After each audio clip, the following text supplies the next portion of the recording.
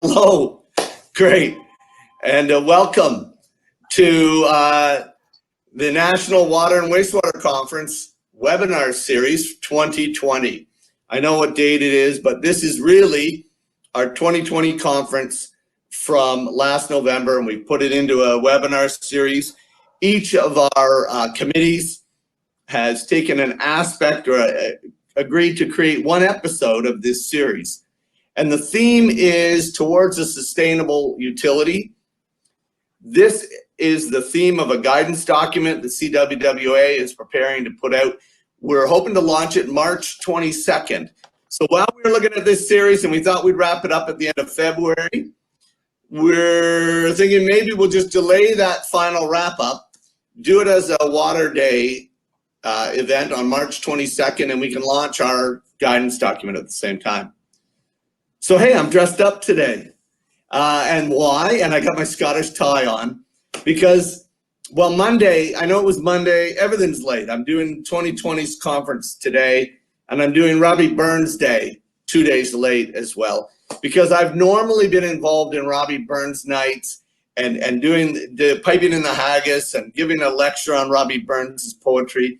And I was all alone, and I thought, well, this is the first chance to be with people and friends and celebrate. So they asked about my kilt. I'm not got the legs for a kilt, but I have my trousers on today. I don't know if you, I do have my trousers to celebrate Robbie Burns today.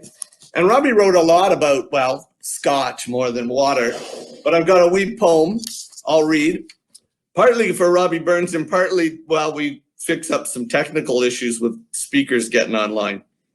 So this one's called Afton Water. Thy crystal stream, Afton, how lovely it glides, and winds by the cot where my Mary resides. How wanton thy waters her snowy feet lave, as flowering sweet flowerets, she stems thy clear wave.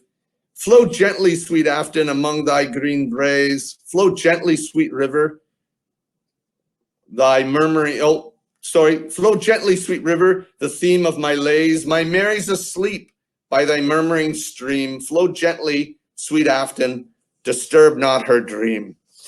Well, there, that's my Robbie for today. I might have some more at the end.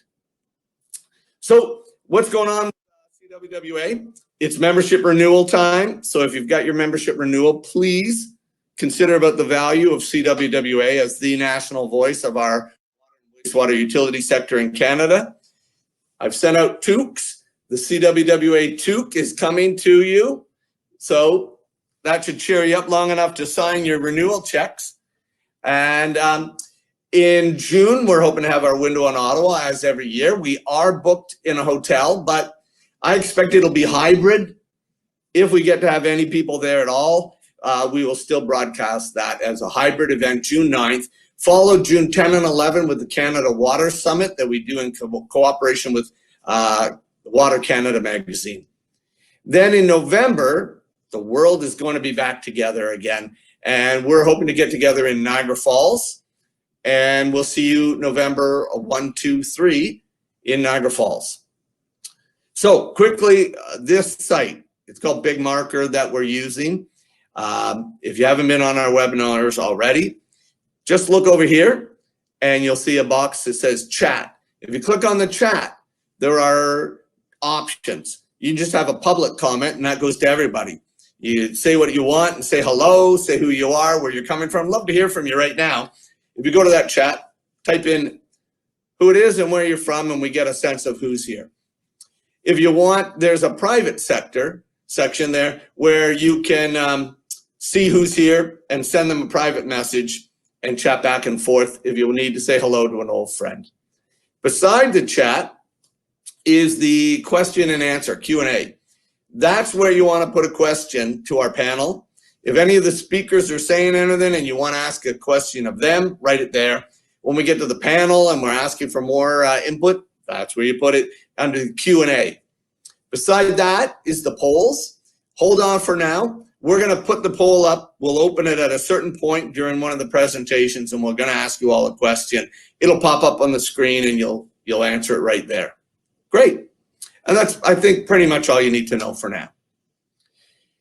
I want to thank the committee that's been working on this, our Water Efficiency Committee. Their chair, Heather Yates, has been a wonderful leader to help get this together. Then Colwyn came involved, and Colwyn's been a very active member of this. Colwyn Sunderland is our moderator today, but he's also here to represent our sponsor. Now, I'll say Kerwood Lytle has been a long time member and very active supporter of CWWA. So Colwyn does not get this moderator job because they paid for the sponsorship. It kind of came as a natural that they got involved and they agreed to support us to make sure that we had a successful year this year. Kerwood Lytle is this funky little firm that's based in BC, but I know they've got operations in Calgary and they're offering services outside of that area as well. As a smaller private firm, they've got some great flexibility, and all I've ever heard is about the relationships that they're able to build with their clients and the relationships that they've been able to build with CWWA. I know they work in collaboration with a lot of other groups like Econics that we're going to hear from today as well. But representing that group is a good friend of mine, Colwyn Sunderland, who not only served as president of the BCWWA, but of the Canadian Water and Wastewater Association. He has over 23 years of experience in water treatment and construction, operations, local government, and including 8 years with the Capital Regional District, which is Greater Victoria, BC. He's an integration specialist. Colwyn excels at supporting local government management teams in multidisciplinary decision-making and the development of systems, policies, and programs. Welcome, Colwyn. Thank you, and I'm hoping that you can all hear me okay, Robert. Good? You sound great. Perfect. Fantastic. Yeah, we're everybody please do stand by. We've been having a few technical difficulties. I did have an error message saying my mic wasn't working, but it sounds like everything's good. Thank you, Robert. You're always a tough act to follow, but very pleased to be here with you, and I'll be your session moderator today. I will say a couple of quick words on behalf of Kerwood Lytle, and thank you, Robert, for the introduction to the company. We're very pleased to be here and proud to be supporting CWWA. Kerwood Lytle has been a big supporter of CWWA and its regional counterparts and international counterparts for many years, and really recognizes the value of the contributions that industry organizations like CWWA provide for our communities, our utilities, and the public that we serve. Many of our employees at KWL, myself included, have served for many years, collectively decades, on committees and boards of these organizations. And I just want to put in a big plug for CWWA and these organizations and working with them. It's really rewarding work, one of the most fun things that we do. So these relationships are really important to how our community of water practitioners serves the public and underpins our local, regional, and national economies. Very pleased to be able to support CWWA and knowledge sharing opportunities like this one. And I want to take this opportunity to heartily thank all of you for taking the time out of your busy schedules to participate.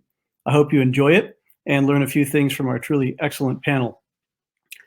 So with that, I'm going to get on to introducing our topic for today and our first panelist.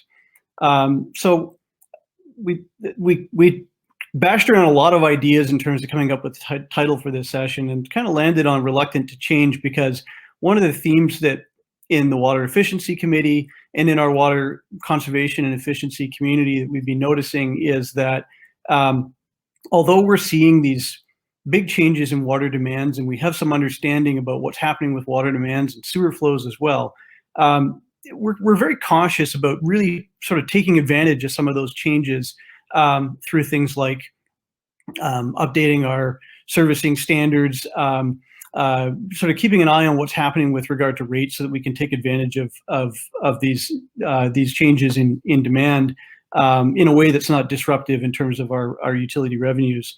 So we wanted to kind of drill down on some of those themes today, and we've got some really great panelists that are going to be able to do that for you. Declining water use is often presented as a challenge for utilities, and in fact, as CWWA has been working through this sort of utility management series on kind of key issues and topics for water utilities. We present this as a challenge, but I really see it as an opportunity, and I think our panelists do as well. If we can reliably forecast water and sewer flows, and we can, it's really an opportunity for us to plan our infrastructure to take advantage of those lower flows and avoid some unnecessary infrastructure project costs. Our panelists today are going to kind of get under the hood of some of that and some important things that we can do about it. So with that, I'm going to go ahead and introduce our first panelist, Pierre-Olivier Quimmy. Pierre-Olivier is a project manager for the Quebec Water Efficiency Strategy at the Ministry of Municipal Affairs, where he prepares annual reports and develops tools that support municipalities in their water and infrastructure sustainable management. Pierre-Olivier holds a bachelor's degree in civil engineering from École Polytechnique de Montréal and is pursuing graduate studies at the École de Technologie Supérieure. He's also a qualified water loss auditor. And I'm hopeful, Pierre, that you're online and able to share your screen and begin your presentation now.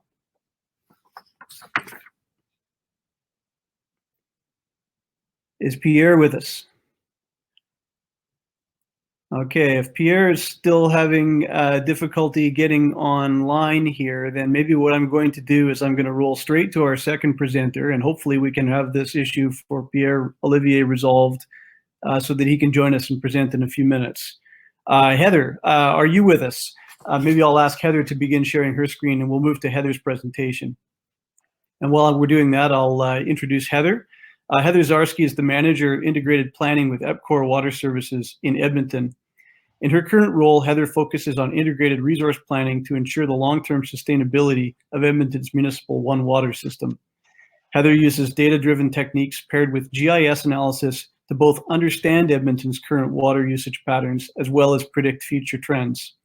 This analysis informs capital planning, is used for water consumption forecasting, and is used to develop programs or policies that optimize water use. Heather began her career with EPCOR after graduating with a Bachelor of Science in Civil and Environmental Engineering from the University of Alberta. So Heather, pleased to introduce you. Take it away. Wonderful. Can you hear me, Colin? Yes. Wonderful. Okay, thank you so much to the CWWA for having me here today to talk about truly two of my most favorite topics, that being consumption and long-range integrated planning. I'd like to show you today how we've used consumption data at EPCOR to change the conversation on how we design our linear infrastructure. So I'm going to begin by discussing the different types of municipal utility data, then move on to the levels of consumption demand analytics that can be used to understand your customer base. Then I'm going to show a variety of Edmonton trends that we've created to better understand how our customers are using water. The visualizations really help us to build consensus when we're talking to fellow planners, our customers, and our city council. So I know it sounds really cliche, but a picture really is worth 1,000 words. Then I'm going to finish with a case study that presents a tangible example of how making adjustments to our per capita design standards allowed us to eliminate a costly sanitary tunnel and river crossing. Next slide, please. Okay, so first, a brief review of the Edmonton and region municipal water system to really set the stage. So we have the beautiful North Saskatchewan River, which is shown in this picture, and that provides us a strong raw water source. EPCOR owns and operates the water, wastewater, and drainage integrated system in the city of Edmonton. We've been fully metered since the early 1900s, so we have a wealth of customer data to draw on in terms of our analytics and understanding of our customer base. 2 water treatment plants, Eel Smith and Rossdale, which Rossdale is shown in this photo, with an average daily demand of about 375 megaliters per day. We have 1 wastewater treatment plant, but also 1 regional wastewater treatment plant, and both plants receive flow from both Edmonton and the greater Edmonton region. In terms of population served, we're just over 1 million now in Edmonton, and we provide wholesale water to about 300,000 people in the greater Edmonton region. Next slide. So municipalities collect and manage high quantities of data from a variety of utility systems and customers. Our data can then be used to understand our customer base, and this is how we can move forward on making truly meaningful data-driven decisions. So the listing on the screen generally captures the main data categories that are collected. Today, I'm going to expand on the use of how we've used demand data and customer consumption data in my presentation. Next slide, please. So EPCOR has used demand and consumption analytics to inform many different programs and policy. So conservation and efficiency, financial and operational forecasting, rate design, and short-term, long-term infrastructure design. I would like to kind of really communicate that consumption and demand analytics is very, very scalable. It can be customized for the types of data that your municipality or utility collects. If you only have production data, there's a level of analysis for you. If you have meter data, you could take that a little bit further. And certainly if you have AMI data, there's definitely the scalable option that's available. So I've kind of come up with 3 levels of system analysis that we currently do at EPCOR. One is this level 1 analysis, and it's really that 30,000 foot view of using your bulk production data. Next is level 2 data, so drilling a little bit deeper into your customer categories. So in Edmonton and EPCOR, it's residential, commercial, multi-residential, and regional. And level 3 can be achieved by adding a geospatial element to your customer metering data.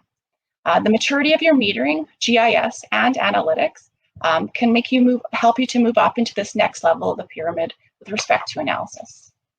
Next slide, please. So this figure really outlines the 3 levels of analysis that are available. So like I said, level 1 are these 30,000 foot view, the system-wide trends. Level 2, getting into our customer classes. And finally, level 3, which is really this targeted consumption analysis that can be achieved by geospatially enabling the consumption data with other GIS layers for context. So just for an example, just under level 3 heading there, each point there is one of our customers. And so we've mapped all of our customers, and then we were able to add that with a whole bunch of other GIS layers to make some really meaningful trends. So adding a geospatial context to water consumption allows us to relate seemingly unrelatable data, which gives us a better understanding of spatial patterns and relationships.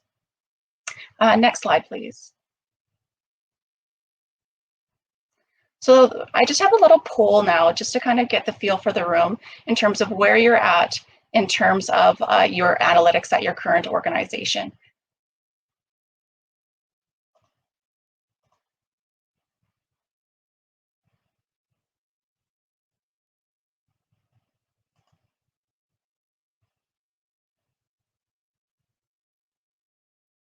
Okay, so if you go to polls in your webinar, you'll be able to see the results here. Okay, and it looks like kind of a split between B and C, a little bit at 1, and definitely some that doesn't apply. So I think this kind of just says that we're all on our own journey, and I think that wherever you're at in your journey is great, and there's always room to get better. And even if you're at level 3, there's all sorts of different geospatial elements to bring in and new data to explore. Next slide, please. So before I get into Edmonton's trends, I really want to put some context into declining water use, because the reduction of indoor water use is really well studied across North America. So the residential end uses of water proved that there was a 22% indoor reduction from 1999 to 2016 across North America. So what you're seeing in your own municipality, I mean, you're not on an island, this is happening throughout North America. And this was primarily due to the installation of low flow toilets and high efficiency washing machines. So currently in Edmonton, our indoor residential per capita consumption is about 172 liters per capita per day. And the study tells us in the future that we can get to about 139 liters per capita per day. So this just shows that, you know, we're doing well in Edmonton, but certainly we have to prepare to go down further into the future. Next slide, please. So now I'm going to show some demand and consumption analytics and different trends for each of the levels that I previously described. So starting at level 1, this 30,000 foot view, so this is derived from our bulk water meters at our water treatment plants. So the figure on the left shows 3 different trends. The blue dot is population, the black line is average daily demand, and the gray line is total per capita demand. You can see that from the 1971 to the early 80s, demand increased at a rapid pace as a function of population. However, since this early 80s, while our city has still grown by about 350,000 people, our in-city demand, average day demand, is relatively flat. So correspondingly, the amount of water used per person has certainly decreased. The figure on the top right is our system peaking factors. So peaking factors drive infrastructure design and many costs. And these trends on a peak hour, peak day, and high 5-day basis show that the gradual reduction in our peaks. And then the bottom right is Edmonton's per capita demand metrics. And they also show a declining trend. So a key success of Edmonton's increased efficiency was that we were able to delay a major expansion to our E.L. Smith water treatment plant from approximately 1992 to 2006. Next slide, please. So moving on to a level 2 analysis, and a level 2 analysis needs metering data. So this type of analysis can further provide different insights on your customer classes. I'm going to show you some insights for both our residential and our commercial customer classes. So the graph on the right shows average water use per residential household in Edmonton, so based on one service. So since 2000, there's actually been a 31% reduction. Data we can then break down into base or indoor and seasonal and outdoor. Of course, in Edmonton, we have a very low percentage of seasonal compared to average due to our winters and relatively short summers. So both base and seasonal, we've seen declining trends for, while base reduction certainly dominates. Next slide, please. So this is level 2 analysis for our commercial customer class. So on a per account basis, we've seen higher reductions in our service base compared to residential. We've seen 44% reduction since 2000. So what's going on here is that certainly we have lost a few accounts, so that obviously brings the average down. But most of the new accounts that are coming online are quite small water users, and there's always the case to be made to be more efficient. It obviously makes good business sense for commercial customers to reduce their water use, especially if they're a large user and water is one of their main inputs. About 10 years ago, we went through an exercise to assign NAICS codes, and NAICS basically give what you assign what a business type to each of our customers. This allows us to do trends by industry type, and that's in the bottom left corner. So the NAICS codes and the analysis of our commercial customers have been very useful in forecasting water demand during COVID. You can see from the bottom right corner that our commercial water use during the COVID shutdowns and the resulting recession has greatly impacted water use. 2020 commercial consumption was well below the 10-year average, and that's based on that red line, and the average is the black line. Next slide, please. So level 3 analysis, which is my favorite analysis, is really adding that geospatial context to understand spatial patterns and relationships. So we've had a lot of successes using this level of data analysis. First, to change the focus of our conservation efficiency programming to be much more targeted in nature. Secondly, we've had a lot of success in developing a new methodology for residential water forecasting that has proven to be quite accurate and a large improvement from the way that we were doing it previously. And finally, we revised our per capita design metrics, which changed the way that we design our water and sanitary infrastructure. So historically, to determine the size of our linear infrastructure, we used approximately 300 liters per person per day. And this may have certainly made sense in the 70s and 80s when it first made it into the standards. That's at the time when demand was really increasing at the pace of population, but it certainly doesn't make sense today. We've reduced our design metrics to around 220 liters per capita per day, but we certainly have the eyes on the future, which will bring us down to 140 to 160 liters per capita per day. Just looking at this slide, there's 2 hex grids. Hex grid maps are a great example of level 3 analysis. Hex grids are roughly 2 by 2 city blocks, and you can average the consumption within the hexagon. The figure from 2009, you can see the differences is that there's much more occurrence of purple colors, which are in that 20 to 30 meter cubed per month range per customer, whereas in 2019, just over 10 years later, there's much more efficient users in that 20 to 30 meters cubed per month. We can also use these grids to see where we need to focus conservation and efficiency efforts. Next slide, please. Another example of our level 3 analysis shows residential per capita consumption by neighborhood. So we determined that the area that your household is constructed is to be a pretty good predictor of current and future water use, likely due to the water efficient to your water fixtures and appliances, and roughly the number of people per household. Looking to the figure on the right, the yellow shading is our newest neighborhoods. So our neighborhoods that have been developed out past the 90s and 2000s.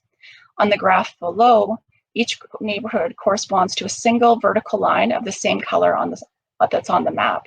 So on a per capita basis, it's easy to see that our newest developing areas, so those yellow shaded neighborhoods, have the lowest per capita consumption. Next slide, please. So as we all know in the room here, that our water system is really interconnected. Change in indoor use is going to bring about changes, and they're going to be both positive and negative changes to other areas of our one water cycle. So understanding these declining use impacts are going to better help us mitigate and prevent future issues from occurring. So certainly there's benefits to decreased water use. You can defer and avoid capital expenditure, which helps keep rates low. You extend your water supplies and you retain your aquatic ecosystems, because the best place for raw water is still kept in the rivers or in your aquifers. And then of course, reducing your environmental impacts.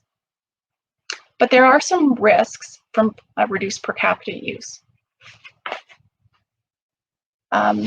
In terms of risk for your water distribution, water age and increased detention rates can cause issues in terms of water quality. On the wastewater conveyance side, because your sanitary flows may not be moving as designed, you can have increased odor production, increased rates of corrosion. You can have also settling and blockages that we've all seen on the TV and looking at these fabrics and such. And on your wastewater treatment side, you can have changes to your wastewater compositions just because of your higher concentrated wastewater. You need to be aware of these design changes, especially in infrastructure that was really designed for these larger flows. Next slide, please. One way EPCOR is working to mitigate these changes is to incorporate these design changes into how we design our linear infrastructure. So the timeline on the top shows that the changes we made to the per capita designs. So historically, like I said, it was around 300 liters per capita per day. Right now we're around 220, and in the future we're going to be in the 140 to 160 range. So we've certainly acknowledged that there's been a change in water use, and there has been an impact to future planning. And at EPCOR, our One Water planning team has been really formed to break down the silos between our sanitary and our water planners. This allows us to focus on issues like declining demands that really require these collaborative solutions. Next slide, please. I'd like to finish the presentation with this tangible example of how reducing our per capita consumption metrics has indeed made a difference. So in Edmonton, we primarily use a gravity trunk sewer system to move the flows to the wastewater treatment plant, which is shown by the star on the figure to the left. The trunks have an average depth of about 20 meters, so they're costly to construct and then also costly to inspect, clean, and repair. Riverview, which is denoted by red shading in the bottom left-hand corner of the figure, is a new development that we needed to plan for. So to service this area, a new river crossing was proposed to bring wastewater to our Gold Bar wastewater treatment plant. Next slide, please. Perfect, thank you very much. So given that what we knew with respect to declining trends, our team leveraged customer consumption and real-time pumping data to confirm that our design factors were indeed outdated. We then adjusted the design on the adjusted factors, and that eliminated the need for a sewer trunk and river crossing. So instead of constructing a new sanitary trunk going southeast across the river, the wastewater is going to be going northeast, primarily in existing trunks. And this is expected to yield an infrastructure capital savings of about $100 million over the next 20 years. Next slide, please. So the main takeaway from my presentation is that relatively simple analytics can provide great insights into how your customer base uses water. This can help you customize a variety of programs and policies, including optimizing water system design. So in terms of next steps at EPCOR is to continue to advance consumption and analytics. Like I said before, you can always be doing better. You can always be learning from other utilities. Certainly something we have on the eye on is, the future of machine learning and helping us with forecasting. We also have a business case looking at AMI implementation, and that level of data really excites me. Next is to suggest revised commercial and industrial water and sewer design metrics. I think we've really done a good job at residential, and we've implemented that into our standards, but commercial, which has much higher variability, is something that we're tackling right now, and we should have that resolved by the end of the year. And then just a thorough commitment to review the design standards every 5 to 10 years. We don't want to get back into the case where, we have some standards in there that are 30 or 40 years old, and they're not reflective at all of how we're using our water. And with that, I'd like to thank everybody for listening to me today and send it back to Colin. Heather, thank you. That's amazing. Your information is so interesting, but more importantly, the passion with which you present, that your joy of what you do is so clear. I don't know if we all have our favorite analytical models or that much excitement to be working in the AMI, but the passion that you bring to it is appreciated. So thank you. I think, have we got Pierre Olivier yet? I haven't heard or seen yet. So Kirk, if you're ready, if you can pop up, maybe we'll try moving ahead with Kirk Stinchcombe. Oh, Pierre Olivier is here. Hi, everyone. Good. Colin, I'll cover off for you for right now, if that's okay. And Kirk, I'll get you to stand on hold there. So Pierre Olivier Quemi is a project manager for Quebec Water Efficiency Strategy at the Ministry of Municipal Affairs, where he prepares annual reports, develops tools to support municipalities in their water infrastructure and sustainable management. Pierre Olivier holds a bachelor's degree in civil engineering from École Polytechnique de Montréal and is pursuing graduate studies at the École de Technologie Supérieure. He's also a qualified water loss auditor. And welcome, Pierre Olivier. Thank you very much, Robert. Hi, everyone. I apologize for this technical delay. I hope you can hear me well. Perfect. And see me yeah, well. You sound great. Thank you very much. So without further ado, I can start my presentation. So thanks for inviting me to this CWWA and WWC webinar series. As presented by Robert, I'm a project manager for the Quebec government. So I work for the Quebec Water Efficiency Strategy. And I will talk to you guys about our 2018 results. And I will go over how we develop a strategy, a provincial water efficiency strategy without universal metering. So we don't have water meters in all our buildings, but we can still manage to save some water. So, next slide, please. So for the overview, first we're going to look at the performance indicator and the objectives we use. And then we're going to take a peek at the 2018 results. And lastly, we're going to look at the actions to reduce consumption and water losses. Next slide, please. So for the performance indicator and the objectives, so we have 3 performance indicators. The first one is for the per capita water use. So we're really talking about the bulk water produced. Our 2025 objective is to reduce to have a 20% reduction compared to 2015. So we want to achieve a 458 liters per person per day as a province. So that's our first objective. Our second objective as a province and for each municipality, so for each water distribution system, is to have a moderate level of leakage. So we aim to have an ILI of 4 or less.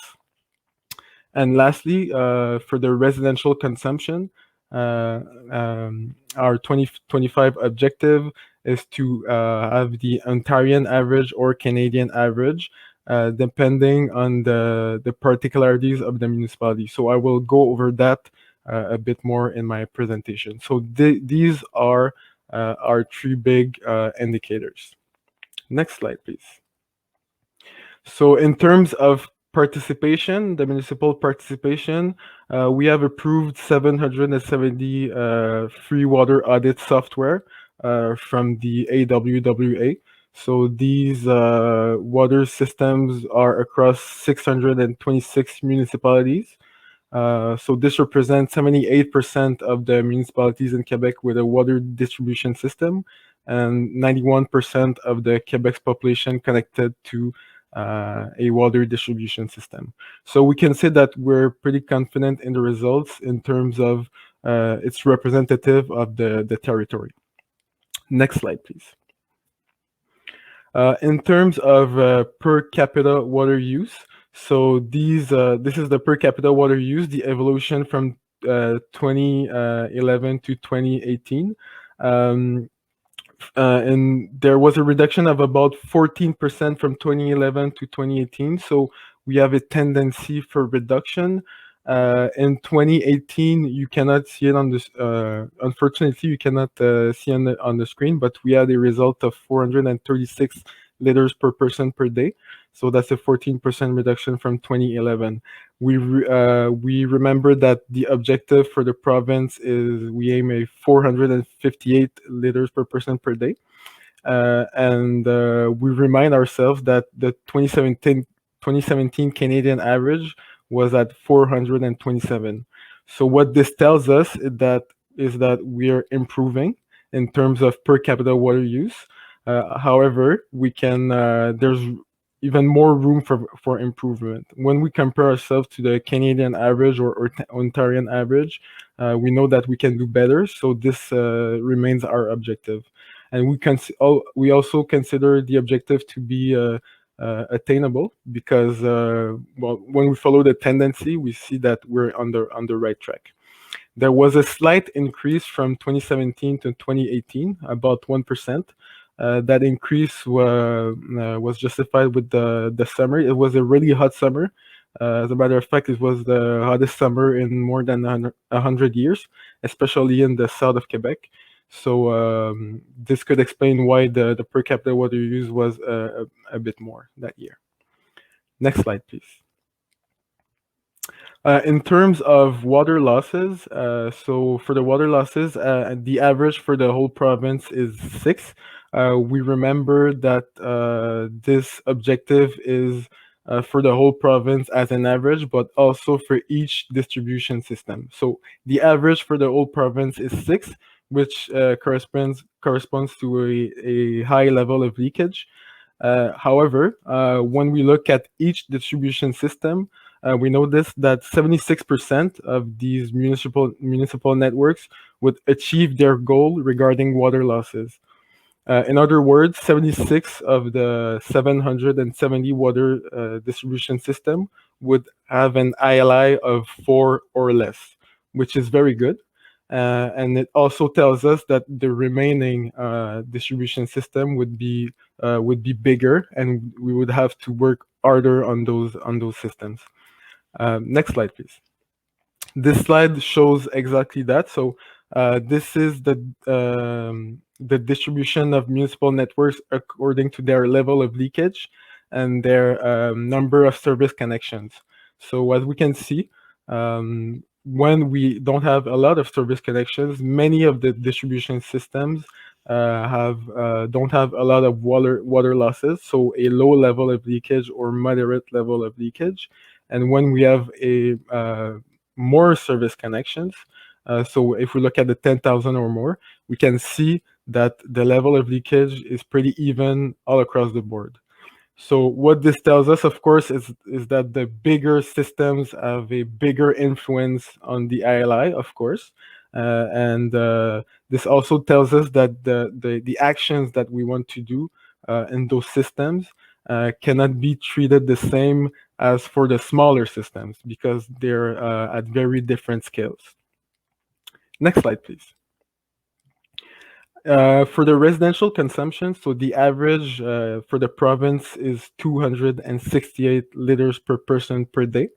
We're quite happy to show you this this value because it's the first time we actually published the residential consumption for Quebec.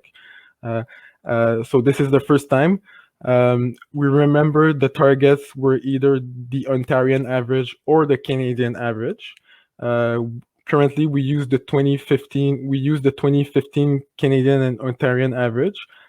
However, these targets will be adjusted every 2 years according to Statistics Canada updates. So, for example, for the 2019 results, well, we could update those targets. We use the 2017 Ontarian and Canadian averages. Also, when we look at the results, we notice that 48% of the municipalities had reached their goals regarding the residential consumption. So we know that approximately half had achieved their goals. So this is very good for a first year. And so we know now that we must target certain municipalities and we must look at the actions that we want to do in order to save water. In terms of metering now, if you go to the next slide. In terms of metering, metered consumption, unfortunately, I think that there was a slight error in the slides, but when we look at the non-residential sector, it's about 60% of the service connection that have meters.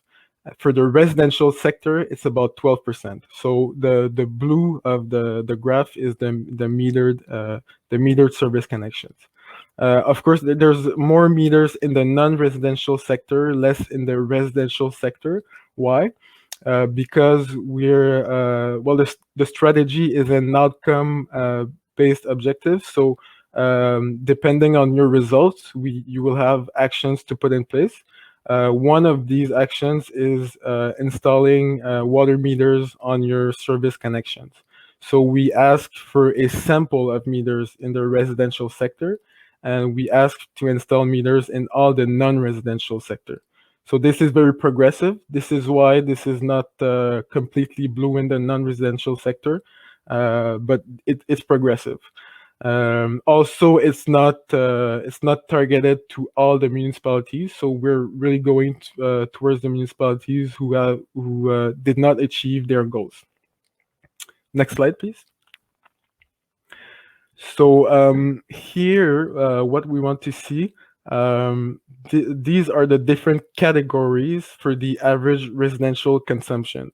Once again, I apologize for the slight error in the showing, but for the first to the left completely, what we can see is the 100% metered municipalities. So the average for these municipalities in terms of residential consumption was 217 liters per person per day. When we go to sampling of meters, so good sampling of meters, so the second blue bar, we have 220 liters per person per day, which is quite satisfying because we notice that between 100% metered and sampling of meters, we approximately have the same result. For the green bar in the middle, these are for the consumption monitor areas, so the CMAs. This is an alternative to the sampling of meters. So the result was 257 liters per person per day. And finally, the gray bar is for the unfinished sampling of meters and for all the unmetered service connections. So this result is at 279 liters per person per day. So we see that there is an increase depending on the category.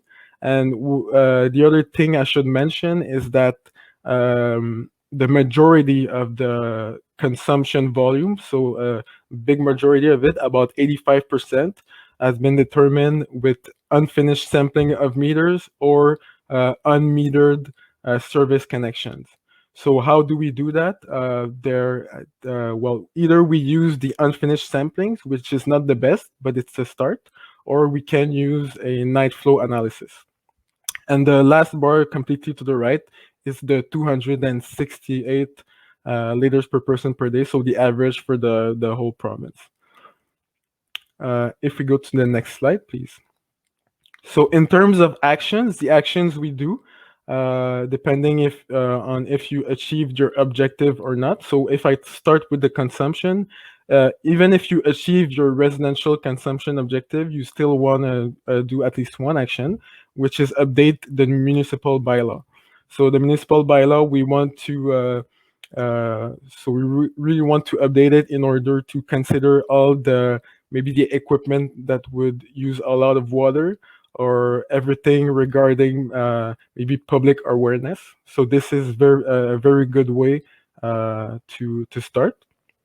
And if you did not achieve your objective, there are 3 other actions you must do. So when you look at number 2, it's increase community awareness of the value of water. So for example, social marketing, or maybe educational programs in school.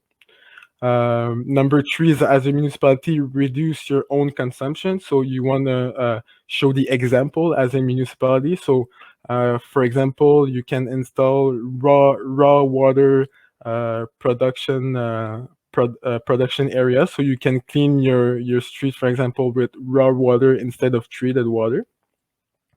And lastly, and not the least, the 4th action would be to measure the consumption of non-residential buildings and estimate the consumption of other buildings. So in other words, it's installing water meters in the non-residential area, and installing sample of meters in the residential area, or installing CMAs. Next slide, please. In terms of actions to reduce water losses, the same principle. If you achieve your objective, you still have actions to do. So the first one is regarding the free water audit software from the AWWA. So we want to make sure each distribution system achieves a 50% validity score. This is quite important, especially when we don't have many water meters. So we want to make sure that at least overall our audit has a certain validity, because we know that we will do actions depending on the results. So we want to make sure that our results are a minimum accurate. The second action would be to eliminate reservoir leaks and overflows. Third action would be active leakage control. 4th action, reducing the average leak repair time. So very important in order to reduce the real losses. 5th action, like before, so installing water meters in the non-residential building and estimating the consumption of residential buildings. And the last action for the water losses, if profitable, implement pressure management. So we really wanted to do this if it's profitable, because it needs quite some work. So these are the actions we implement in the municipalities in order to reduce water losses and consumption. For the future, what we want to do is very much make sure that the actions evolve. So we want to question the municipalities. Do you have anything in your municipality that you want to do in order to reduce water losses or consumption? Maybe we can share it with other municipalities. So really, it's sharing information. That's the best way, I think, for the future. This is the second part of the strategy. So until 2025, we have this nice action plan, and we wish very much to achieve our goals. But of course, we have to adapt throughout the years, depending on what comes up. So thank you very much. And with this, Colin, you can continue. Great. I'm hopeful. Pierre, can you hear me now? Yes, I can hear you. Oh, excellent. Okay, well, everything's working. Fantastic. And I see Kirk is just about to join us here as well. Kirk, we'll quickly test that you can speak. You can hear you? I can. Yeah, can you hear me Excellent. now? Fantastic. Well, thank you everybody for bearing with us, and thank you, Robert, for jumping in after Heather's presentation. We have had a few challenges, and I see we've got some funky stuff going on with presentations. There we go. Hopefully we'll have all of this stuff, the kinks ironed out as we go, and get into our sort of moderated panel discussion after Kirk's presentation. I do thank you. Some of you have been asking questions in the public chat as we go, and I appreciate that, because we're going to have Robert jump in and curate some of your questions for our presenters after Kirk's presentation, which is the last of the three. But I want to first introduce Kirk and let him present. Kirk is the founder and managing director of Econics, which is a consulting firm based in BC. Econics' mission is to help sustain water systems in the communities that depend on them. Kirk's the former vice chair of the Alliance for Water Efficiency, a Chicago-based nonprofit organization that's dedicated to advocacy of the efficient and sustainable use of water across North America, and well known to many members of CWWA's Water Efficiency Committee. Kirk is also a research associate with the University of Victoria's Polis Water Sustainability Project, and co-founded and is former CEO of Waterworth, a startup software company that helps water and wastewater service providers across North America sustainably fund their infrastructure. Prior to starting Econics, Kirk held various positions in local and provincial government. I know Kirk very well to be a serious water efficiency geek, and I'm very pleased to introduce Kirk. Go ahead, Kirk. Well, I don't know how serious I am, Colin, and one thing I will say off the get-go is I think you and I missed an email or something about tie selection for today, because, you know, Robert showed up with his tie matching his pants, which was pretty good, and then Pierre-Olivier topped that by having his bow tie match his headphones. So I don't know how we missed that, but anyway. We're pretty casual in BC, yeah, right? we don't wear ties in BC. No ties. All right, let's go to the next slide. Thanks for the introduction, Colin, and thanks to Robert and CWWA for the opportunity to be here. So Colin and I had a chat before the session and kind of kicked around some ideas about what I might talk about. And I thought for some fun, maybe we'll look at something a little bit different, something that's a little bit on the bleeding edge when it comes to water efficiency and conservation. And I think it fits in nicely because Pierre-Olivier spoke about sort of efficiency at the provincial scale and what the provincial level of government can do to coordinate and encourage efficiency at the municipal scale. And then, of course, Heather talked about some really cool stuff happening at the municipal scale. What I'm going to do is take that down to the local, to the household level. So I'm going to focus in on, you know, the focus of this session is on data and how it can inform demand management. I'm going to focus on what we can do with data at the household level. So we'll start by talking about kind of where we're at with home technology around monitoring water use, and then I'll talk about sort of just very quickly on some of the risks and opportunities. But mostly it's just a chance to have some fun and look at some new technology and some stuff that's kind of maybe headed our way. Next slide. So first of all, a quick disclaimer. There is a massive amount of technology coming out in the marketplace right now. Not just around water, but around smart home technology, the Internet of Things generally. I guarantee that I am not going to capture everything that's out there in this presentation. I would hazard a guess that somebody out there right now is marketing, you know, like a smart toothpaste dispenser that's connected to your cell phone that, you know, will make some claims around water use efficiency. And I'm sorry if I missed that product or any other products that are out there, but I'll try to do a pretty good canvas of what's available. Next slide. So as I'm sure everybody on this session knows, the marketplace has really exploded with new technology in the last 5 years. You know, things like smart lighting systems, smart sound systems, smart entertainment systems, you know, interconnected security systems, home heating, pretty much anything that's in your house. If it plugs into a wall, chances are it can also connect with your mobile device now, right? So next slide. What I'm interested in for this presentation is, can any of this technology meaningfully, underline meaningfully, impact water use in the residential setting? Like, is this stuff all just fluff and kind of like, you know, for fun, or can any of this actually make a difference to the things that we're trying to achieve in our jobs? Next slide. So the technology that's out there when it comes to water specifically in the home can kind of divide into two broad groups. There's technology that affects specific, or that interacts with specific end uses. And then there's technology that monitors water use for the whole home. So I'm gonna use that framework for this presentation. It's not a perfect framework, but I'll kind of use that to frame how I'm going to speak about these things. Next slide. So if we look at specific end uses, really, like, in the research I've done, I'm sure there, again, there's other things that I've not captured, but really there's kind of these 5 broad categories of technology that we're seeing. And I think they have like different capacities or capabilities to again, meaningfully affect water use. So let's start with maybe what I think is, like, when it comes to the specific end uses, the one that I think is going to be potentially the biggest, and that's irrigation systems. Next slide. So we've got a bunch of new tech coming out here. The major companies in the irrigation sector, so Orbit on the left and Rainbird on the top right, those are manufacturers we're familiar with. They have offerings.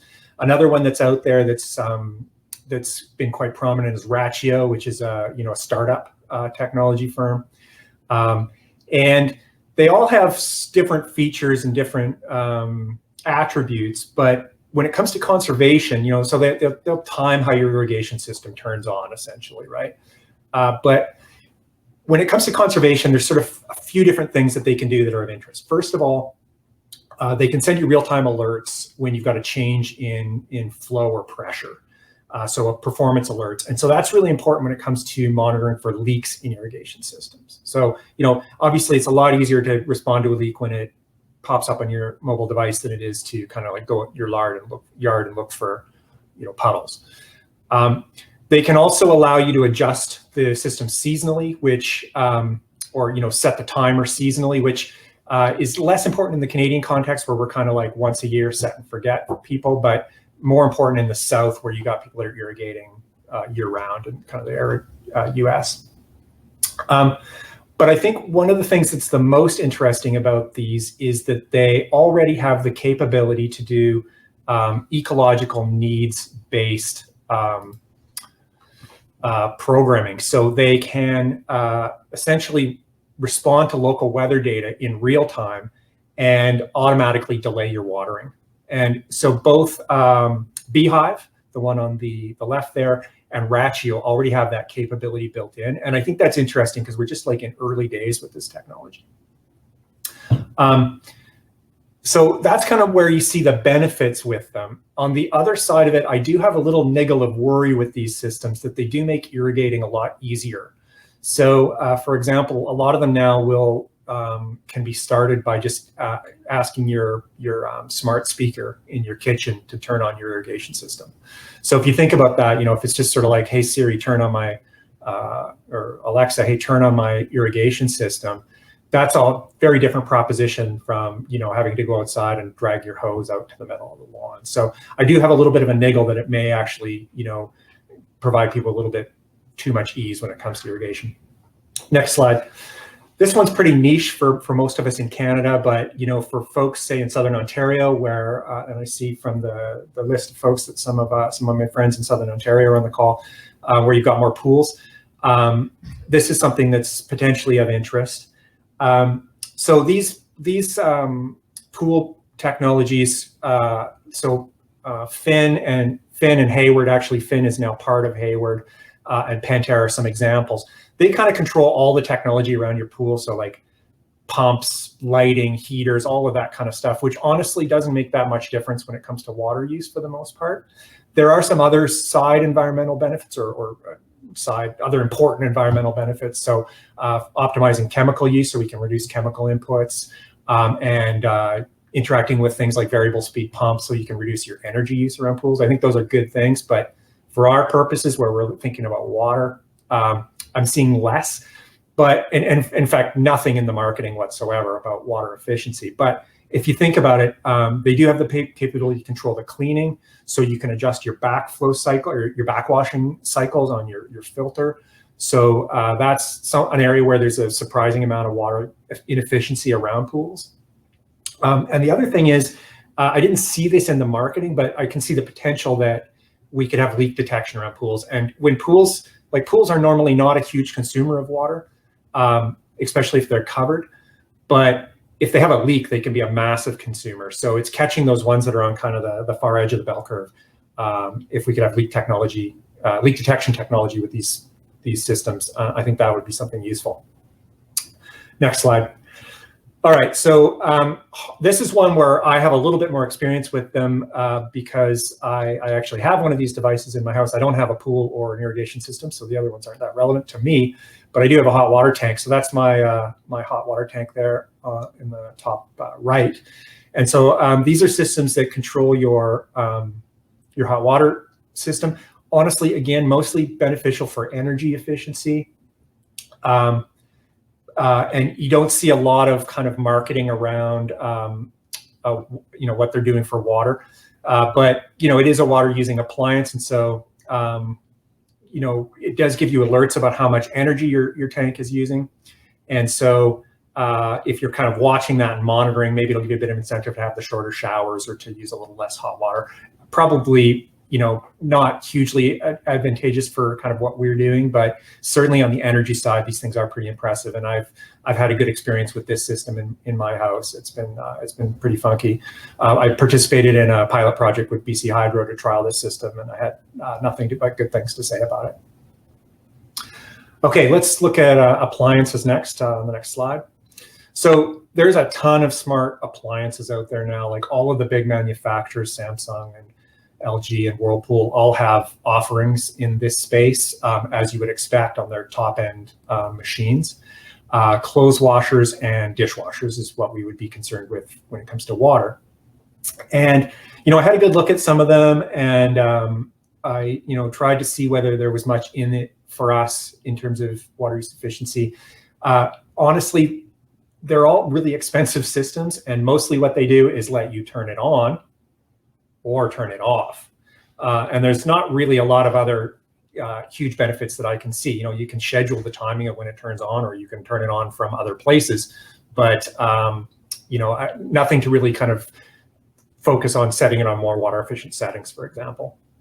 And in fact, again, I do have a little niggle of a worry with this one, that if you make it sort of really too easy to turn on, maybe we're going to be turning on machines a little bit more often with partially full loads, partially full dishwasher loads, for example, just because it's so much easier to do. So I could see actually even a marginal increase in water use associated with some of this technology as it becomes more ubiquitous. All right, last but not least, in the specific end uses, let's go to the last slide. Let's not forget about smart toilets. So it wouldn't be a demand management symposium if we didn't have a little bit of potty talk, and I'm happy to be the first to bring that in here. So this is a smart toilet from Kohler. There's a few others out on the market from Toto, Woodbridge, and Trone, but Kohler seems to have made the kind of biggest play into this segment. So a couple things I want to draw your attention to with this photo. First of all, how easy to clean would this toilet be, right? If there's any innovation going on in here, it's that they've made it square. So I think that's pretty impressive. The other thing is, what do you think the marketers in, where are they, in Michigan, I think, with Kohler, where they were what are we going to use for a tagline for this toilet? It's a smart toilet. How about so smart, it's genius? I mean, come on, work harder. It's a smart toilet. I'm sure you could come up with something more clever than that, ironically.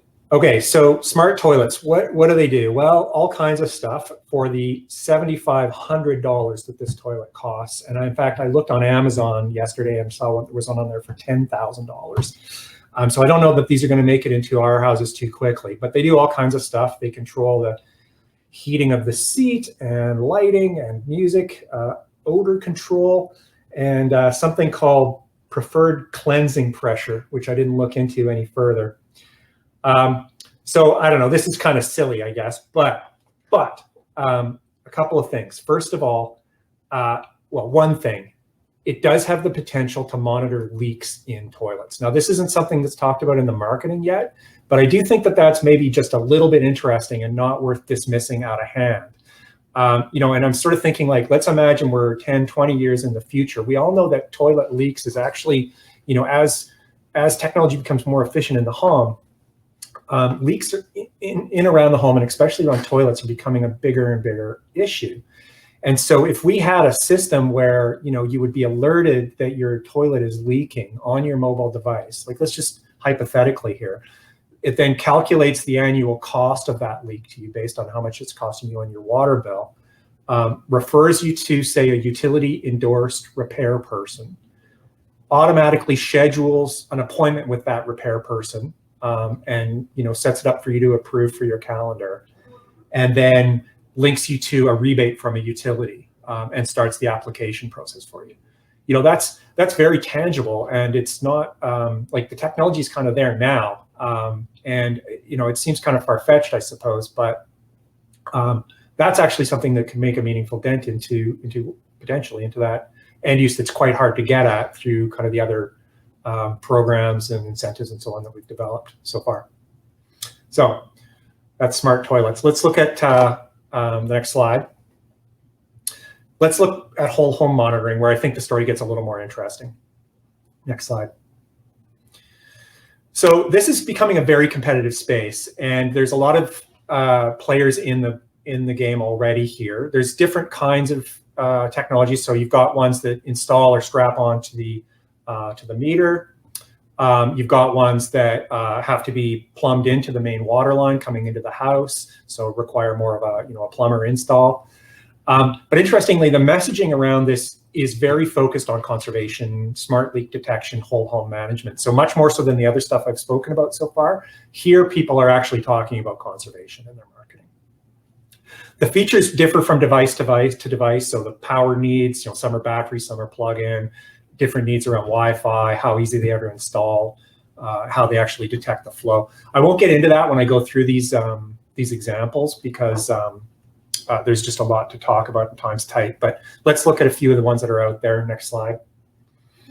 So these are sort of some of more, well, these ones require plumbing, right? So Streamlabs, the Moen example, which is called Flow, and one from Resigio, which is associated with Honeywell. So these ones, I believe, for the at least the Streamlabs and the Moen ones, they require being plumbed into your house by, you know, so by a plumber. They have more complicated requirements around the installation, but interestingly, they have automatic shutoff capability. So if you have a major leak, they can shut your water off. I think that's, and certainly that's the case with Streamlabs and the Moen example. And I believe Buoy as well from Resigio also has automatic shutoff capability, right? So when you've got big leaks where they're going to be costly, and, you know, you're going to be speaking to your insurer, those kinds of things, this is something that's very interesting for homeowners, obviously. The next slide. The next two, I like these two. I had a chance to sit on a panel with the CEOs from both of these companies recently for a similar event. And they're both very interesting companies doing interesting stuff. They're more kind of startup type companies as opposed to the others I showed you earlier. And their technology is a little bit different. Flume straps onto the meter itself. And Conservation Labs, H2No, straps onto the water line. They use slightly different technology for detecting flow. So I know Conservation Labs, for example, uses acoustic. So they use much the same technology that you'd be using in your cell phone microphone to detect the flow. But they, you know, there's a lot of interesting discussion in these things about machine learning and how they're monitoring your home water use and what they're learning. And Flume, for example, has a component to it where you can set a water budget for your home, and it kind of gamifies the experience. So you're kind of trying to think about how you can reduce your use and where you're using water. So it's telling you where the water is going to and giving you some maybe pointers about where you might go to kind of reduce your demands. So that's quite interesting. Think about if we're trying to connect people with targeted programs of the kind that Heather was talking about, or the kind that I've been speaking about with some of the folks that I see are on the line today. If we're looking at these targeted programs, if you can offer something like this that really lets people kind of connect with how they're using water, that's kind of exciting. And the technology is quite inexpensive as well. Colin and I are involved in a project with one of these technologies that I won't go into too much detail now. Maybe will come up in the discussion, but it's cheap enough that we can roll this out on a pretty big scale to monitor at a municipal level. So I think there's lots of interesting stuff going on with this whole home monitoring. Next slide. All right, let's talk quickly about some of the risks. And I'd love to spend more time on it, but maybe we'll get into this in detail in the discussion. I did point out a couple of areas where I think there is some potential that we may actually be incentivizing greater water use, and so that's a real risk I see here, particularly with irrigation. Anytime we make irrigation easier, we tend to see more of it. From a water conservation point of view, the best irrigation system is the hose, not irrigating at all, or the hose dragging. As we kind of add more and more ease, it does kind of make it easier for people to use more water. I wonder down the road whether we're going to see new end uses of water as well. I don't think we're seeing a lot of that yet, but some of these smart toilets, for example, there was a lot of talk about bidets, it's possible we're going to see new and as yet unforeseen end uses of water as the technology matures. I wonder, also about disparity around water costs. We're seeing in the US, particularly now, a lot more discussion about equity and how water efficiency is becoming, we're seeing that low-income people are having less access to water-efficient appliances and technologies, and so their water costs are going up, all things being equal, compared to those that have more money and can afford to do up their bathrooms and change their clothes washers. And so if this technology allows people to become a lot more efficient, but it's expensive, we may start to see some issues there. Privacy considerations are obviously a big concern, especially if we're talking about rolling this out at a municipal scale. Everything can be hacked. I think we have to give some consideration to that. There's probably a lot to talk about. And next slide, the ever-present risk that robots will take over the world if we continue to give them control of everything, including our water. Now, I'm joking, obviously, but am I? Anyways, next slide. Okay, opportunities. There's so many opportunities and lots to think about. The big one, though, I think for the most part, a lot of what we're seeing here is around the energy use. So I think the energy use associated with water, we're going to see some real benefits there. But we can also start to have more serious discussions about shifting peak load. That's both peak daily, but also peak seasonal load with these smart irrigation systems. That's potentially something that could make an impact, not right away, but down the road. I do like this timing and scheduling with the weather-based irrigation systems. Like being able to not have the systems come on when it's about to rain is a good thing. Obviously, the capacity, the capability of water service providers to potentially plug into some of this data and do some of the analytics along the lines of what Heather's talking about, so we can get really granular about how water is being used. I talked a lot about leak management in and around the home. Heather mentioned the residential end uses study, and I think the last version of that showed us that leaks are becoming a bigger and bigger problem, or proportionally accounting for more of the water use in the home as other end uses decline. So it's hard to get at leaks through our conventional demand management programs. This stuff has the potential to change that game a little bit. And lastly, I'd say anything that enhances awareness about consumer awareness about how people are using water, I think is probably not a bad thing. I think that's it. So next slide. Yeah, that's it. Okay, I hope that was a bit of fun and some new information, and looking forward to talking about it more in the plenary. Great. Kirk, I hope you can hear me. Mm-hmm. Great. Okay, excellent. Well, that means that hopefully everyone can hear me. Thank you very much, Kirk, for a great presentation, and also for kind of tying together the threads between the three presentations. We were kind of hoping to start with Pierre Olivier and then work through Heather, to Kirk so that you could see sort of a global, provincial, national scale of sort of view of the issues around water demand management and understanding data through a single utilities perspective or the perspective of a city or community, and then down to the individual connection or household. And I think the three presentations work very well together to do that.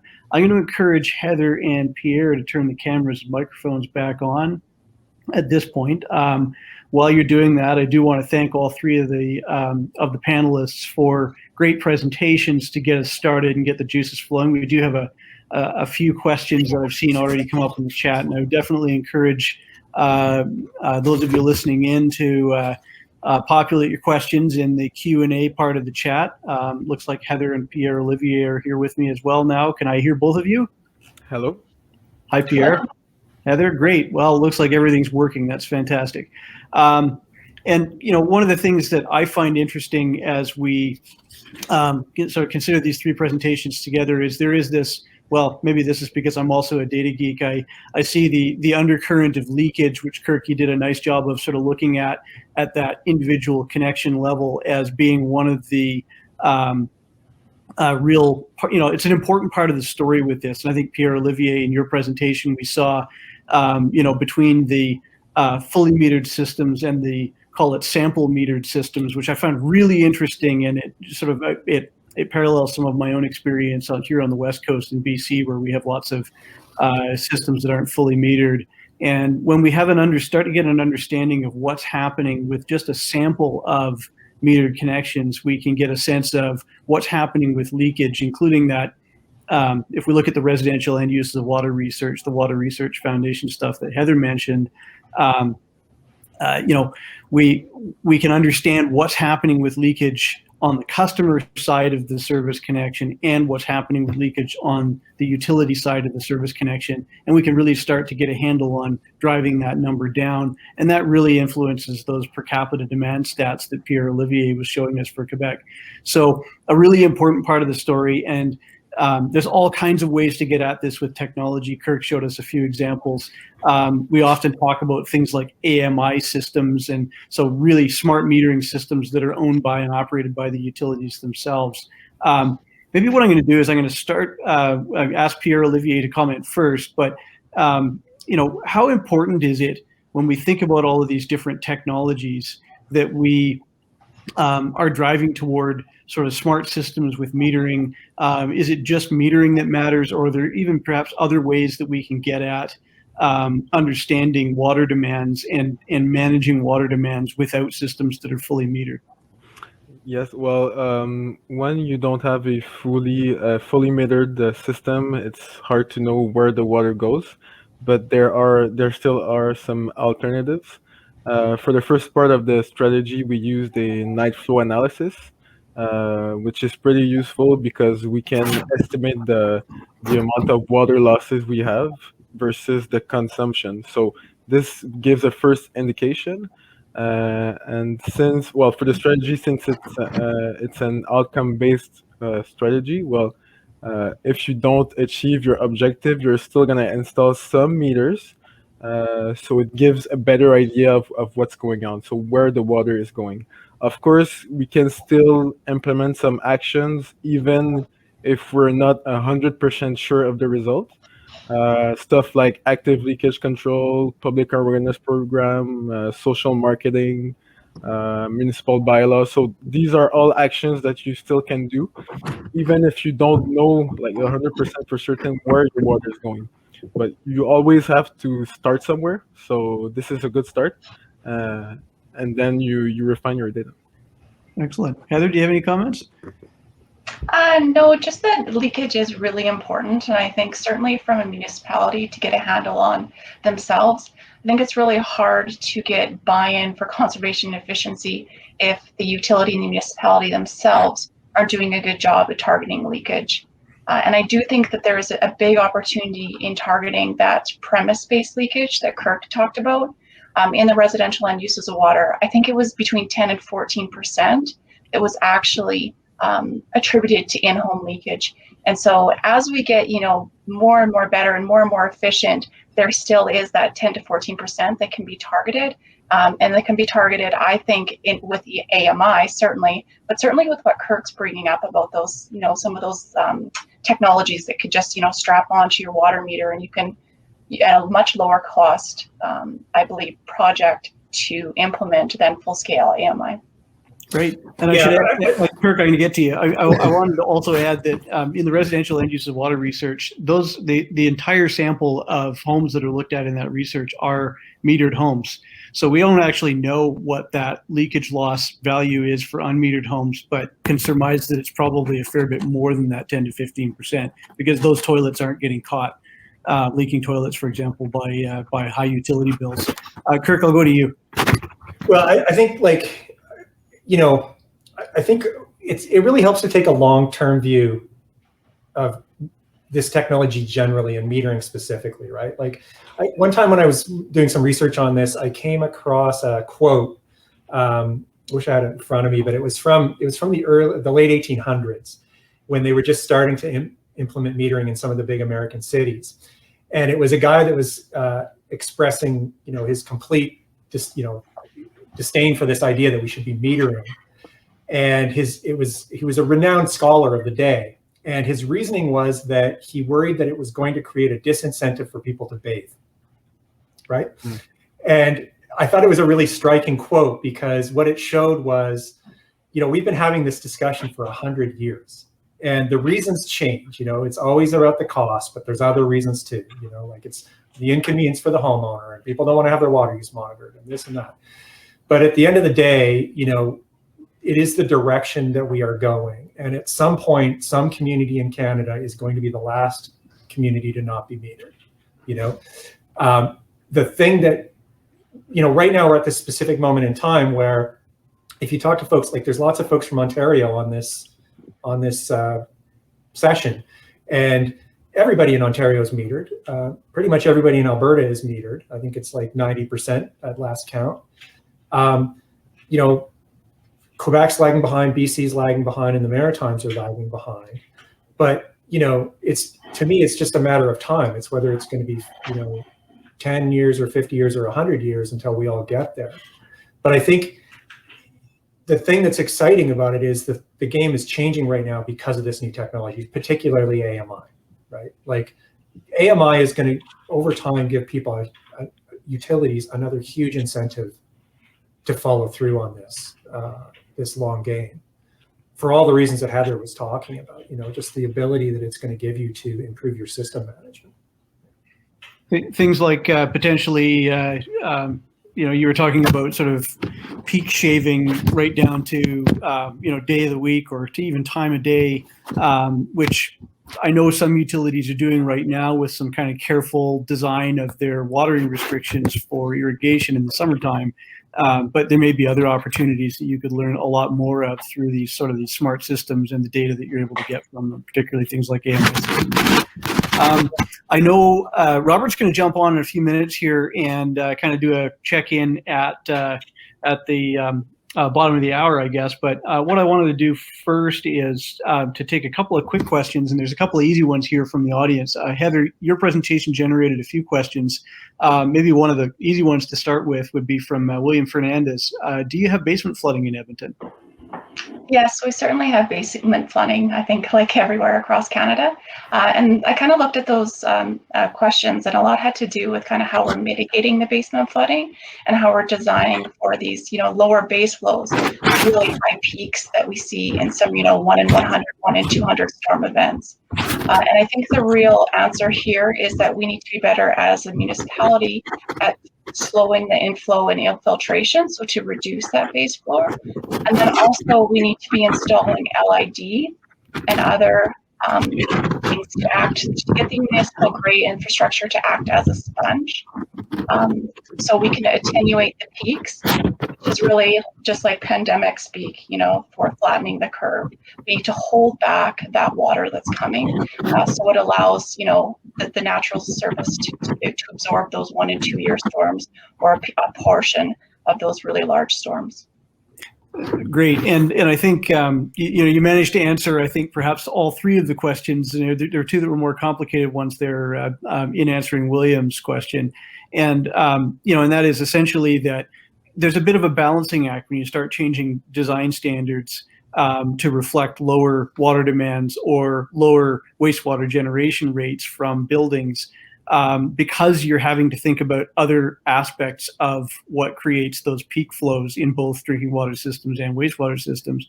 And so you have to balance the benefits against the risks. And in engineering practice, we do that by applying safety factors, but we're still applying safety factors on top of lower sort of baseline data than what we used to develop those design standards that were created about 40 years ago. I think that many of us are still using from some of our subdivision bylaws and the wastewater textbooks, water and wastewater textbooks. So those things are changing, and you need to consider the risks. But I think EPCOR, in doing so, has been successful in substantially reducing some of those design standards in ways that you're considering to be safe. Fair to say? Certainly, and I think too that you have to remember that you're right about the factors of safety. So we have the liters per capita per day, which is consumption and generation, but then we also have density factors, and we know that there's less people living in the homes now than there was 30 or 40 years ago. And then we have the peaking factor added onto that, which may or may not be updated. So we have factor over factor, which each has a safety factor. And so we need to come back to how our customers are actually using our data and generating, using water and generating wastewater, and then fix kind of all of them. And it's a really gnarly problem to sort out, and especially when you aren't in a one water team. Previously, I was a water planner. Bringing together the one water really brought in a lot of other ideas and consensus and risk discussion. And it's been very valuable to have us all at the same table to discuss these, issues that they're all a little bit competing, because of course our drainage engineers are also concerned about the prospect of increased flooding. So it's bringing everybody along on the journey of truly there has been a market effect in how we use our water and generate wastewater, and so we need to think about design differently. Fantastic. Well, why don't we go to another question from the audience? And forgive me if I do a terrible job on pronouncing your name here, but it looks like Kaoru Yajima has asked, for all the presenters, are there any early water consumption trends you see due to COVID or working at home? And I think, Heather, your presentation touched on this. Maybe we can, if all of you want to comment on that, I'll ask you to start again, Heather, and then we'll pass it to Pierre-Olivier, and then go to Kirk. Sure, great. Yeah, so the biggest difference we've seen is in commercial. Commercial has been down quite substantially. Residential, a little bit up, and that makes sense because, kids are at home doing home learning or quarantining. Our snowbirds aren't going down to the States this year, so we're much more home-based. So yes, small increases there, definitely decreases on commercial that are certainly concerning. And on a total system-wide basis, I've talked to municipalities that sometimes they're up a little bit and sometimes they're down a bit. And it really has to deal with that weather component. Did you have a hot, dry summer or not? In Edmonton, we had a fairly rainy summer, so we're down a little bit, but not really substantially. Because residential, made up a little bit for that commercial decrease. Yeah, good. Pretty much the same thing in Quebec. We've not collected all the data, but there was a decrease in the commercial side, increase in the residential side. It got us to adapt our message. We often do social marketing during the summer, so we targeted the residential sector since everybody's at home. So yes, there was an increase in the residential sector, decrease in the commercial sector. Overall, we don't have the results, but there was definitely a shift. Yeah, I'm very concerned about it. Not so much for the immediate issues around, like there's obviously network issues and so on around the immediate impacts of changing, activity patterns. But What really concerns me is the economic fallout and the impact that that's going to have on water utilities' discretionary budgets, right? Like what, as you mentioned earlier, Colin, I served on the Alliance for Water Efficiency Board for many years, and I was on the board during the 2007 recession, which hit a lot harder in the US than it did in Canada. And a lot of the American utilities experienced significant declines in revenue. And that had a direct spill-on effect for everything, but for efficiency programs in particular, because as we all know, unfortunately, efficiency programs are often considered kind of a little more discretionary, as they should be. Like if it comes down to monitoring water quality for public safety versus running a conservation program, it's not a hard choice for utility managers, but still, they're important programs and they are often first on the chopping block. So that's kind of where my concern is. It's not so much like what's happening in year one, but what's going to happen in year 3, 4, 5 to our programs, as we kind of experience the ongoing fallout economically. Good. Yeah. Hi, Robert. Hey, don't anybody leave. This is just sort of the bottom of the hour station identification. Note our sponsors. But for those of you who thought this was an hour and a half and it wrapping up at 2:30, if you got to go, you got to go. But if you can stay, please do. We're going to keep this brilliant panel for another half an hour. Continue to send in your questions under Q&A, and we'll get to those. And I know we've got a few more things to discuss. I really want to thank Kerwood Lytle just at this point for sponsoring us and allowing this to happen, and all the panelists. So I'll pop back in again at the end, but keep the questions coming. Thanks very much, Robert. We certainly will. And maybe what I'll do next is I'll go to another question from our audience. There's a question from Reno Dubé. Are there other types of data that can help in the future on demand management at the scale of municipal network? For example, physico-chemical probes. Kirk, do you want to take that one off the start? Okay, that's an interesting question. So I had a conversation with a guy in Brisbane that I used to work with a little while ago.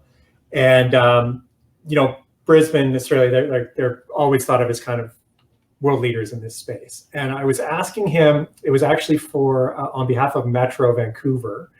And I was talking to him about where they're going with metering and whether they're looking at AMI. So Heather, they'd be in sort of a similar place with you, right? Where you're starting to look at AMI, like you've already got really good game on data generally, and AMI is kind of the next frontier. And the question is, do we go there since we've already got meters, right? Mm-hmm. And I know I've had similar discussions with other communities in Canada, that are in a similar position to Edmonton. So in Brisbane, they're not actually that excited about AMI.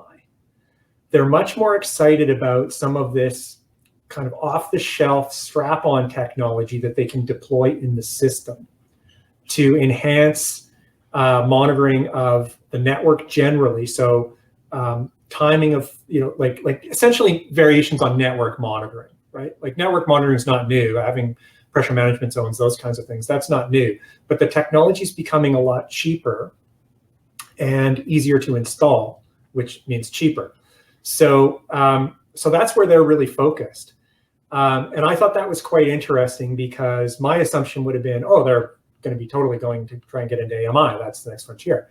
But what they're actually saying is, well, AMI is pretty expensive and we'll probably get there eventually. But right now we're much more keen on this easier, much lower cost solutions. Spend $500 on a unit that you can install in a neighborhood instead of spending $2,000 per house, or maybe not that much, but if it's a tough install, a lot of the installs in say Montreal or Vancouver, they're tough installs and they can be quite expensive. So yeah, I actually think that's a great question. I wish I knew more about the various technologies they're talking about, but it's all variations on network monitoring. Okay. Pierre Olivier or Heather, do you have any comments on this question? I think I can add a little bit from our sanitary and storm networks. one of our pillars for our storm integrated resource plan is this predict. So, making a smart kind of network for our drainage system.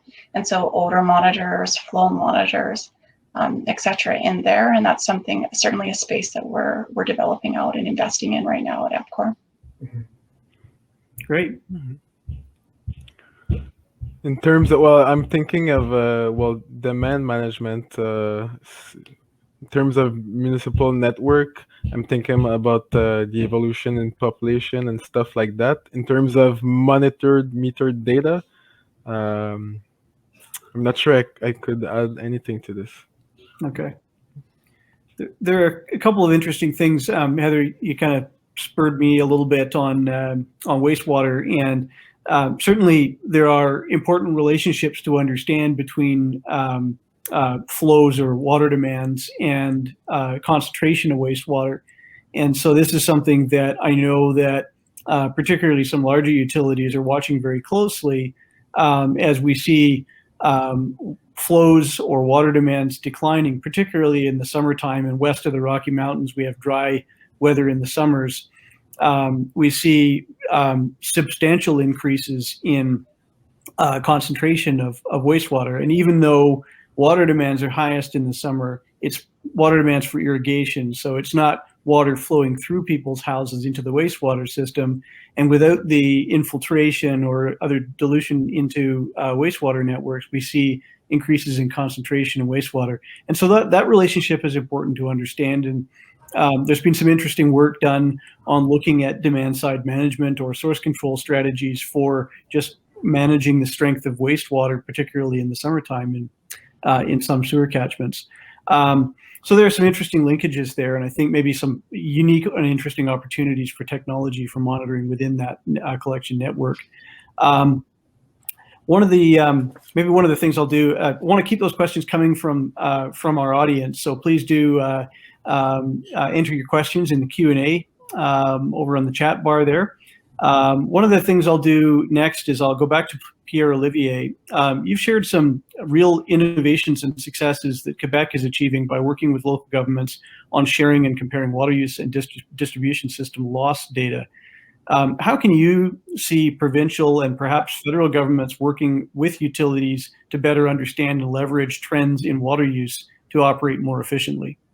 Well, in terms of giving a message, sharing a message, we go through, there's a database. We share all the data from all the systems. So that's good when you wanna benchmark. Also, we have annual reports, so we can put words to the numbers. That's very important, especially when you want to present results to when you're at the political level. So you want to have better words. But also, I believe that it's very much in the sharing of information. So we have some committees of municipalities, and you want to ask a question: what is working in your municipality? What do you need? And maybe we can find some solutions, some alternatives that we can share to the rest of the other cities. So really, our job, since we don't control the distribution system, is to link like all the cities. So all the cities talk to each other, so we know we have a base for everyone. And so I think it's a good way to start. After that, to have more efficiency, of course, there are the actions. You need an action plan, follow your action plan. But very much sharing information is the best way. Great. Kirk or Heather, do you have any thoughts on that one? Kirk? So yeah, I agree. That is a huge role. But I think there's two others, and one of them is a bit controversial. I'll probably get myself in a little bit of trouble, but whatever. So I think the provincial governments have the power to dole out money, and the best example that I've seen of that is probably here in BC, Colin, with the province's move to require water conservation plans as a condition of infrastructure grants, right? So we didn't see necessarily a massive shift in activity as a result of that, but we definitely saw some, and we saw increased interest. Certainly, consultants like you and I made more money writing water conservation plans for utilities, right? And hopefully that had some sort of a spill-on effect, right? But here's the one where I get myself in trouble. The other thing that provincial governments can do is they can legislate, right? And the best example that I can think of that, where it's made a huge, tangible, noticeable impact, is if you compare the difference between Washington State on metering and British Columbia. Because about a decade and a half ago, Washington State required every water service provider, essentially bigger than a gas station, to have a meter. And now the whole state is fully metered. And I'm sure there was a lot of blowback around that and people crying about the cost and everything, but it happened. Whereas in BC, we haven't taken a similar step, and we're at, I don't know, what's your estimate right now, Colin? 50% residential? Last data we had from Environment Canada was 35. We're probably somewhere. Yeah, we're increasing, but probably still south of 50, if I had to guess. Yeah. I see Neil Clausen's on the call from City of Vancouver. I was going to say, they're probably yelling at you on the chat in a moment. Vancouver's moving to AMI, but Vancouver probably would be struggling if somebody told them that they had to have their system fully metered within 5 or even 10 years. Unfortunately, Neil's muted, so he can't talk, but he'll probably be shouting, congratulating me, but I don't know if his bosses would be. Montreal would probably also be making stress noises about the need to be fully metered within.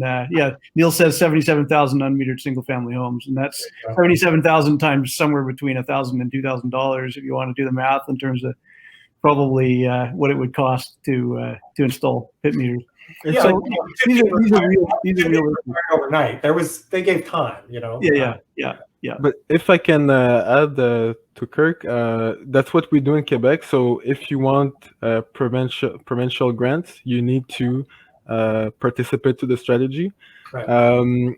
It's good, but it's not good in the sense that we want the cities to do it themselves. So we don't want to force them, because the quality of the data is very much reflected in that. Some people just want to do that document and send it to us and get rid of it, but it still gets them to do it. So that's very good.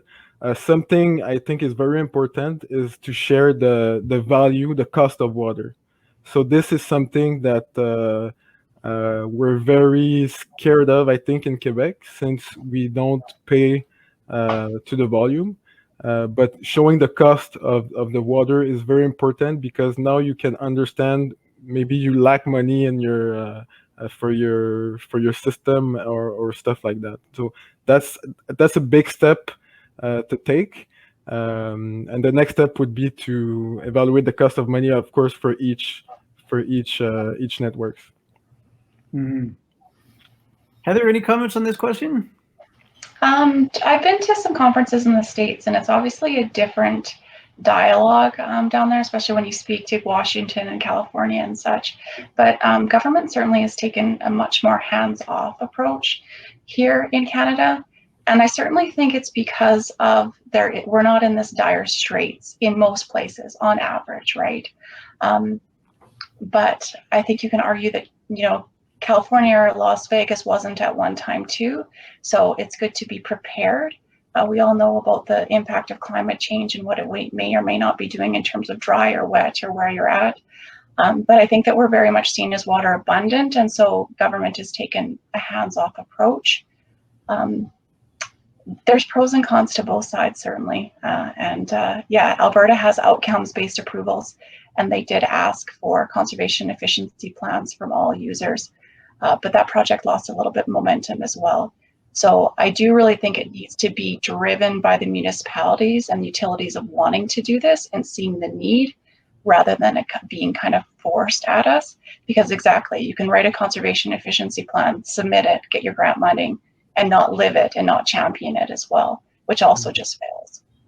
Yeah, and I wouldn't downplay what Pierre Olivier is saying about the role of the province as kind of a champion and an educator and a community builder, right? Like, I think, Heather, Water for Life in Alberta was a good initiative that got a lot of excitement going around water for the years that it was kind of up and alive. I think it's kind of on the wane now, but you'd say the same thing about living water smart in BC, Colin. Mm-hmm. And then, in Ontario, really the whole game changed in Ontario after Walkerton for those, the decade after Walkerton, when we had the Water Opportunities Act coming through and things like that, where there was a lot of interest in investment happening.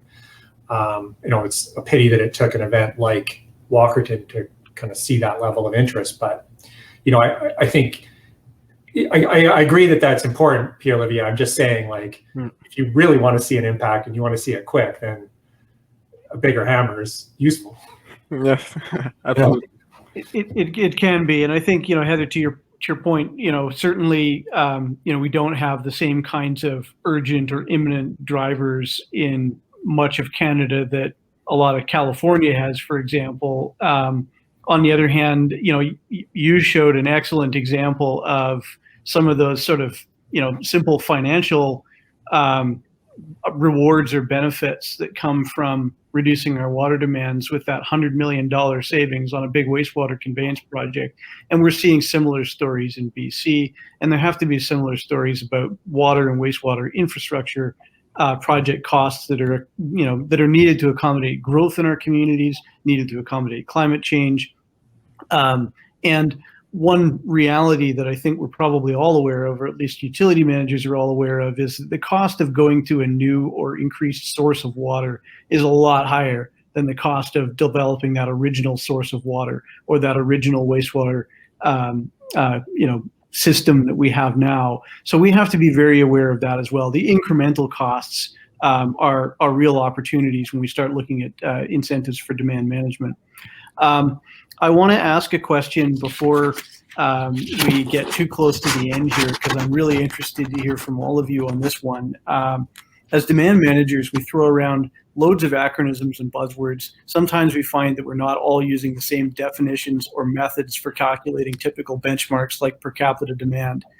How could CWWA help utilities to ensure that we're comparing apples to apples? And how else could CWWA support utilities in understanding and managing water demands and wastewater flows? Who wants to take that one first? I can start. Great. Okay, so I think that total per capita per day, residential per capita per day, and ILI or water loss are the three most fundamental metrics that we could all be looking at and benchmarking ourselves to. And because of how our data is collected, often we have our own nuances on the definition of how we calculate these. And so I think that coming together at a national level and making sure that we're collaborating with the big players, but also the smaller municipalities with data issues, we can get everyone's voice to talk about, how if we don't have the data, what's the methodology to estimate? What should we be using? Because there's a lot of research, there's a lot of other municipalities that are estimating and that we can learn from, certainly. Certainly at a national level as well, I think a big moving trend is discussion on the co-benefits of conservation and efficiency. And so I think there's some real opportunities in terms of co-benefits of relating, our base flows to offsetting base flows in sanitary infrastructure. There's this New York City WAIT program that, if the next thing that we're trying to solve is flooding, and it certainly feels like that's the trajectory of the water industry, is that we can reduce base flows by potentially impacting with conservation efficiency. So maybe targeted programs in combined sewer areas where you have a high occurrence of flooding. So I think kind of that's the next future, and it would be great to get people involved in that dialogue at the national level. Great. Pierre-Olivier, do you want to comment on this? Yes, so for benchmark like per capita, well, as Heather said, I think those are the best indicators, ILI per capita. When we take the strategy, if I take the example of Quebec, well, there are many distribution systems, and we can still benchmark them, whether they're big systems or small systems, because I think those indicators are pretty useful when we want to when we want to benchmark. In terms of wastewater, that's not very much my specialty, But I guess we could use the same sort of data, maybe the amount of wastewater evacuated, compare them to the different systems.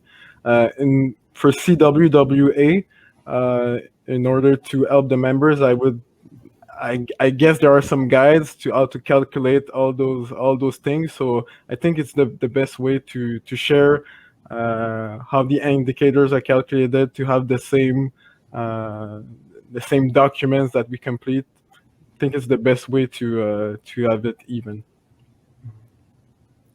Kirk, last word. Oh boy. Yeah. How much time have I got? Look, okay. Colin, you and I were involved in a project together over the last little while with a client. We won't name names, but we'll just say that client had AMI and has AMI and has excellent data. Reams of data, the kind of data that most everyone on this in this session would dream of having. And we still had a hell of a time calculating an accurate per capita LCD, right? So, it doesn't matter how good your data is, you're still going to have to do data cleansing, data quality control. You're still going to have miscoding, all of these problems that plague us. And that's a bummer. But wouldn't it be easier if we had some simple standards, national standards, either from the federal government or, barring that, from CWWA, to tell us some simple things like whether the benchmark is residential per capita day or single family residential per capita per day. Just something as simple as that. Like if we could all agree on that simple thing. What goes into the numerator, what goes into the denominator? What are we using for a definition of a service population, right? These are basic things that we would take us into a technical discussion that would be very boring to some of the people on this call and fascinating and endless to others on this call, but it wouldn't take that long. And if consultants like me and Colin and others had that standard, we could use the same standard from community to community that we work with, and we'd start to be able to have a lot more apple-to-apple comparison. There are a bunch of communities in Southern Ontario that are on this call. I can see the folks, hi everybody, that I've worked with in the last few years, that literally share a border, and that have very different results on these metrics, in part because of data issues, but in part because of simple differences in methodology. And if the problem is they're kind of stuck in those methodologies they've got because they've been using them for years and years. It's hard to get out of them. If there was a national standard, we could all go, oh, no, we have to use this national standard now. So I think it's a great job for somebody. And if Robert's still around, he can volunteer to take it out. I know Heather's still around because she just commented on the presentations. Thank you, Heather. No, that's a very good one. Oh, Robert's here. Robert, did you want to answer this question, Robert? No, I had it planned for the end to talk about all the wonderful things your committee does and how I love being involved in all projects, but probably that one not. Well, Robert, get the federal government to do it then. How hard is it? No. The points are really well taken. And, this committee has been one of the most prolific committees. Really, there's stuff on our website on grinders. There's a survey coming out right now on water softeners. So anybody gets that, please participate. We're doing that with Canadian Water Network. It's really supporting their work. And yeah, if the committee wants to figure out how to do this, we're here. We've got the networks. We pull the people to the table. So let me know how we play that role. Well, what this amounts to is an opportunity to get people in the federal government and in provincial governments together. Sorry, we got a bit of an echo there. So Stats Canada has been involved in collecting water demand data. I know, obviously, the province of Quebec is here. The province of BC has just started collecting all kinds of data about infrastructure, including water demand data, as part of a required financial reporting form. And so all of this data is going to be published within the next few years. The question is going to be, is it useful and can we compare it with the StatCan data? Right. I know we got a good friend from Stats Canada online here, as well as a good link from Environment and Climate Change Canada on board here. So I know they've got members of their team that could help. Fantastic. Well, okay, this does sound like an interesting project for data geeks like Kirk and me, at least. Good. Robert, do we have time for one or two more questions, or do we need to start wrapping up? Well, we got an audience. It's starting to dwindle. Yeah. I think we should wrap it up here. We have 4 minutes to go, and it just gives me time to say thank you to everyone once again. To Kerwood Lytle, one of the coolest companies in Canada. Always very happy to have their support here at CWWA. I want to thank Colwyn for organizing this whole of this session and for moderating. Heather and Kirk, thank you. Pierre-Olivier, merci beaucoup. Really great to get some insight into the mysteries of Quebec. So this is good to have you here. I want to thank that whole committee that's behind you, led by Heather Yates, who's on board here. I want to thank Heather and the work that that committee does and all of the reports that they're putting out. This event doesn't happen without all the technical people. Cara Parisienne is the real person that does stuff at CWWA. It's I just come on here to be a voice. Cara coordinates everything, all of our communications, and supports this committee. So thanks, Cara. And then our technical team of Dave, Ben, and Bernie, thank you very much.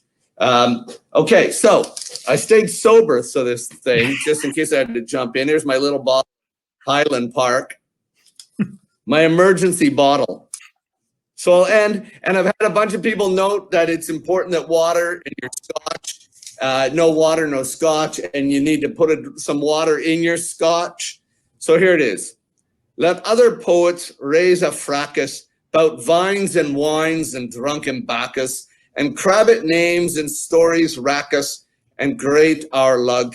I sing the juice, scotch, bear Camacus in glass or jug.